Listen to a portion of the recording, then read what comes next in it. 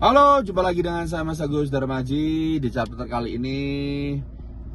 eh Halo, jumpa lagi dengan saya Mas Agus Darmaji di seputar finance. Di chapter kali ini saya akan membahas tentang bunga ya. Kita bahas tentang bunga. Kenapa kok bunga di finance atau biaya pembiayaan itu lebih tinggi? Ya, sebenarnya seperti itu ya. Dibandingkan kalau kita bunga di bank, ya jelas itu memang lebih tinggi. Saya kasih contohnya seperti ini.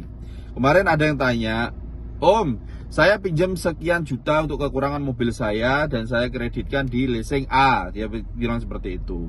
Nah, kenapa kok angkanya kok tinggi banget? Nah, inilah pentingnya buat teman-teman, buat pengetahuan juga, bahwasanya kalau teman-teman mau kredit, ditanya dulu angsurannya berapa. Ya, karena setiap finance, pembiayaan itu pasti angkanya beda-beda. Itu pertama. Yang kedua, permainan nakalnya seorang sales. Ya, sales finance sama sales mobil. Kenapa kok ada permainan di sini?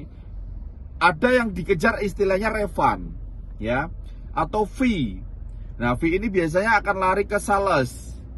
Nah, makanya banyak sales yang lebih suka pembeli mobil atau motor itu kredit. Kenapa? Alasannya salah satunya mereka akan dapat fee. Semakin besar nominalnya, itu akan semakin besar pula yang akan dia dapatkan, dan termasuk penghitungan bunga. Normalnya itu kalau finance yaitu 3%.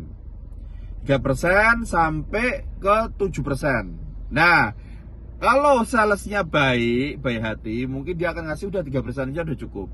Nah, tapi kalau salesnya ini serakah, udah ini bapaknya orang kaya, orang berduit, kasih aja 7%, nggak apa-apa. Yang penting aku dapat banyak. Nah, makanya ini pentingnya buat teman-teman atau bapak ibu yang mau masukin BPKB ke pihak finance, ditanya dulu angsurannya berapa, ditanya dulu refundnya berapa. Kalau bapak ibu tahu refund, arti refund, otomatis kan nggak bisa ditipuin sama sales. Nanti Kak panjenengan bisa tanya kayak gini, Mas, ini nanti kalau aku deal sama Mas, nanti refundnya masuk siapa? Nah, langsung aja kamu sekak di situ. Nah, kalau salesnya jujur, dia akan bilang sekian persen Pak, sekian persen dari total nominal kredit. Ya, misalkan kalau 100 juta berarti 3% dari 100 juta. Nah, makanya kalau ada sampai 7% itu, wah itu istimewa. Bahkan ada yang sampai 9,5%, ya.